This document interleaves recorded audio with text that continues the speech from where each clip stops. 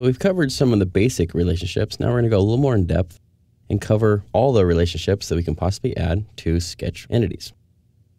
To get started, we're going to start with coincident. Coincident is probably your most common of the sketch relations. And what that means is it's going to have one point just touching another or one line touching another line. So the origins here, if I would like to make a coincident relationship between the two, I click on the point, hold down Control, select the other point I would like to make that related to.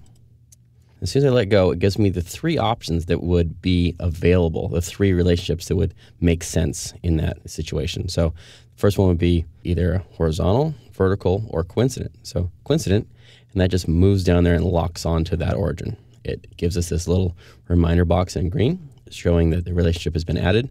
Now I can move that line around. So one side of it's connected, but the other side's still free. I could connect this point and this point in the same manner. But instead of holding down Control and selecting the 2 points, I can just click on that and just drag it over. As I drag it over, notice it snaps onto that point, which produces the same type of relationship and locks those together. So that's a coincident relationship again. But notice it doesn't give us the little green box because it's an implied relationship this time, because they're just saying these 2 points are not connected. So connected and coincident are very similar. This line over here, I can drag around.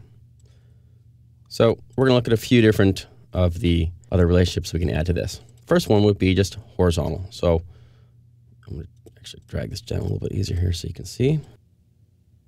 So if I were to just make this line straight and on the horizontal, it would automatically snap to the horizontal, but not necessarily give you that horizontal relationship. Notice it gives it in a white box, means it's implying a horizontal, but it's not actually going to add that relationship. If I do want to add a relationship to make this horizontal, I just click on the line and say horizontal. Now it adds a green box with a horizontal relationship. And now this line can't do anything besides be horizontal. I'm going to draw another line here. Notice if I draw it directly in the vertical, it adds that vertical relationship. If I draw another line, I'll cut it off at an angle here, and I want it to be vertical, I can select the line and then just select vertical. Does the same thing. Notice here, this also added a relationship. Notice the one following the relationship.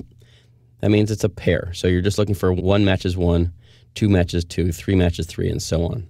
So if I highlight that relationship, the 2 pairs match up.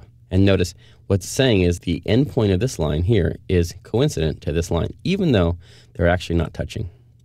So you can move it around. The next one we're looking is at perpendicular. We covered this a little earlier. But say these 2 lines here, we can say select one of the lines, hold down Control, select the other line. Now we have a whole bunch of options we can use. So I'm going to pick the perpendicular one, and that just adds that right angle to that corner. I can still spin it around, but it continues to maintain that relationship.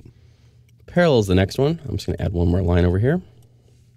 To add parallel relationship, I'm just going to select the pair by holding on Control, selecting the 2 objects, and clicking on Make Parallel. And no matter what I do, I can move these things around. Those are always going to be parallel. Equals the next one. So I'm going to use this pair of lines here. I'll say this line here, hold on Control, that line there, add the equal relationship. Now they're the same length. If I move these things around, I can notice these little helper lines will pop up if I want to arrange these in some manner. I'm going to create some kind of an object or a sketch to be extruded or turned into some kind of geometry.